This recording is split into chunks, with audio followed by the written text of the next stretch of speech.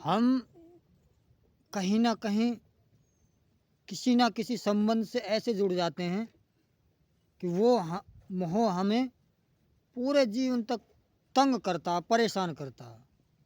इसीलिए भक्ति तत्व में सबसे पहले मोह का परित्याग करें।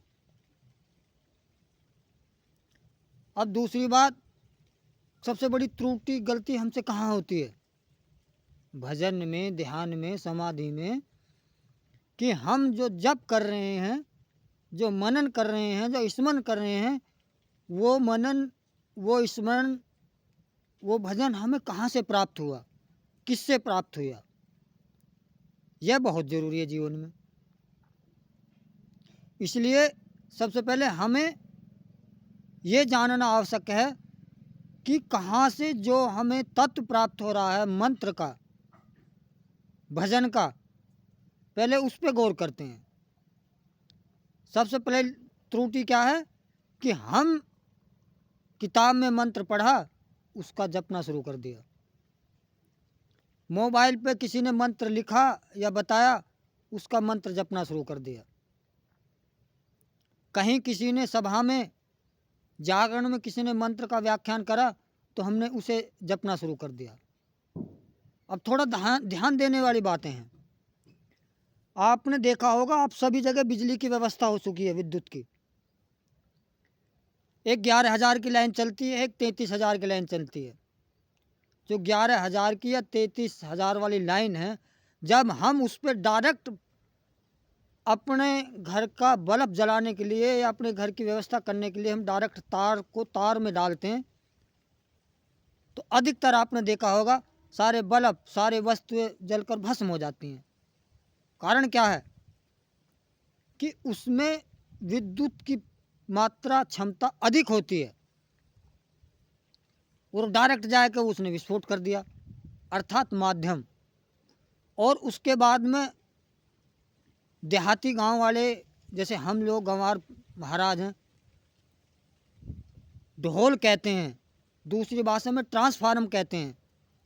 जब ट्रांसफार्म से लाइन कन्वर्ट होती है, उसमें तार जुड़ते हैं, तब हम अपने घर में उस तार की व्यवस्था करते हैं, तो बिजली सुचारू रूप से कार्य करना शुरू कर देती है, हमारे वस्तुओं को जलाना बंद कर देती है। इसका क्या कारण है? गहरे से सोचने वाली बात। यही कारण है कि माध्यम भक्ति सहज नहीं मिलती है, गुरु कृपा से ये झिलती है। गुरु तत्व परमात्मा का एक ऐसा स्वरूप है जो भक्त के क्षमता के अनुसार उसे भजन करने की सामर्थ्य देता है, उसे चलाने की मदद में अग्रकरणी करता है। हर समय गुरु शिष्य के अंतःकरण में वास करता है, उसकी सहायता के लिए, उसकी मदद के लिए तत्पर रहता है, अदृश्यता के रूप में। इसलिए कोई भी मंत्र का जप करें तो केवल गुरु के माध्यम से ही मंत्र का जाप करें, अन्यथा विस्फोट होने के अधिक चांस रहते हैं। ये त्रुटि हम समाज में अधिकतर करते हैं।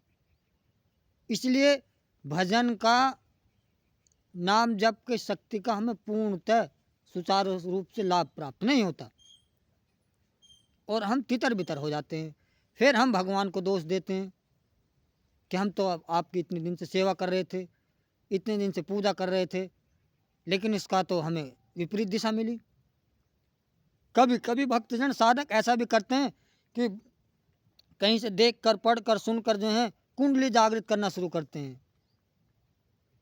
ये सबसे बड़ा बहुत खतरनाक रहस्य है। बिना समक्ष गुरु के कभी भी कुंडली जागृत नहीं करनी चाहिए। आत्मा का जागृत करना बिना गुरु के घातक सिद्ध होता है। ये वो शक्ति है परमात्मा का अंश, तो आत्मा तत्व है, जो ऊर्जा है, वो इतनी बड़ी सामर्थ्य रखती है को अगर इसे नियंत्रण में ना रखा जाए, गुरु के हाथ के बगैर इसकी क्रिया को खोल दिया जाए, तो ये शरीर का विनाश कर देती है, भस्म कर देती है अंग अंग को। इसलिए माध्यम चुनिए अच्छा, और अगर किसी के पास कोई गुरु नहीं है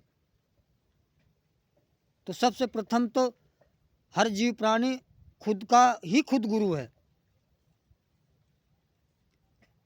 एक तत्व है आत्म तत्व, एक परम तत्व है परमात्मा, जिसका अंश है आत्म तत्व। तो हम अपनी आत्मा की आवाज़ को सुने, मन की आवाज़ को नहीं। आत्मा की आवाज़ बहुत ही ज़्यादा सूक्ष्म है।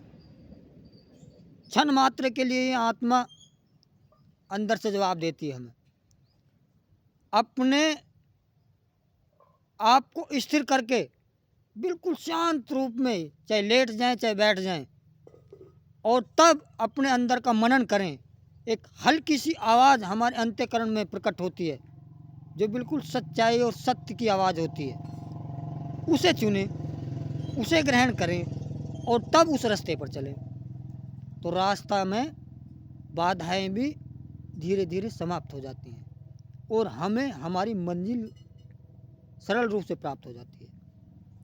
इसलिए सर्वप्रथम हमें अपनी आत्मा की आवाज़ को सुनना है, अपनी आत्मा के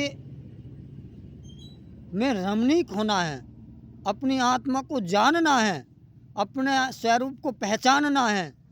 तब हमें भक्ति में पूर्ण लाभ प्राप्त होगा। आपने देखा होगा कि पर्दा बहुत ज़रूरी है और भक्ति में तो बहुत ज़्यादा ज़रूरी है। कभी कभी आपने देखा होगा कि स्वप्न में हमें किसी देवी देवता के या किसी सिद्ध महात्माओं के दर्शन प्राप्त हुए और हमने उस व्याख्यान को, हमने उस स्वप्न को इधर उधर बताना शुरू कर दिया, तो धीरे धीरे धीरे वो शक्ति, वो क्रिया हमारे अंदर से लुप्त हो जाती है। इसलिए भक्ति में जितना पर्दा रखोगे, जितना गूढ़ रहस्य रहोगे, जितना मौन रहोगे, जितना अधिक मनन करोगे जप का, उतना ही हमें सुख और शांति प्राप्त होगी और सरल रास्ता होगा हमारे लिए। पर्दा बहुत जरूरी है। इसीलिए मंत्र को गौण रखा जाता है। गुरु के जरिए जो हमें मंत्र प्राप्त होता है उस पर पर्दा रखा जाता है, उसे कभी किसी को बताया नहीं जाता। अब आप देख रहे होगे, आपका जो युग चल रहा है, तो मंत्र कहीं से पढ़ा और सुना और वो हमने उसका जाप करना शुरू कर दिया और पूर्ण हमें लाभ नहीं मिलता। इसलिए गौण पर्दे के रहस्य में गुरु मंत्र प्राप्त होता है और उस मंत्र को गूढ़ ही रखा जाए, पर्दे में रखा जाए, पर्दे में उसका मनन हो, उसका व्याख्यान बिहार किसी को ना हो, केवल अंतःकरण में हो। स्वप्न की बातें अपने गुरु से अलग किसी को ना बताएं, अन्यथा वो शक्तियाँ, वो क्रियाएं धीरे धीरे विलुप्त हो जाती हैं और हम भटक जाते हैं अपने मार्ग से, अपने पथ से। इसलिए इन बातों का विशेष ध्यान रखें सभी साधक, सभी भक्तजन, हमारे सभी सनातन। तभी हमें पूर्ण लाभ प्राप्त होगा और सरलता से हम हरि परमपिता परमात्मा की असीम कृपा के पात्र बनेंगे। तभी हमारा कल्याण होगा। माध्यम गुरु, सचेत, गौण, मौन, पर्दा, ये अति जरूरी है। जय जय श्री राधे, जय जय श्री राधे।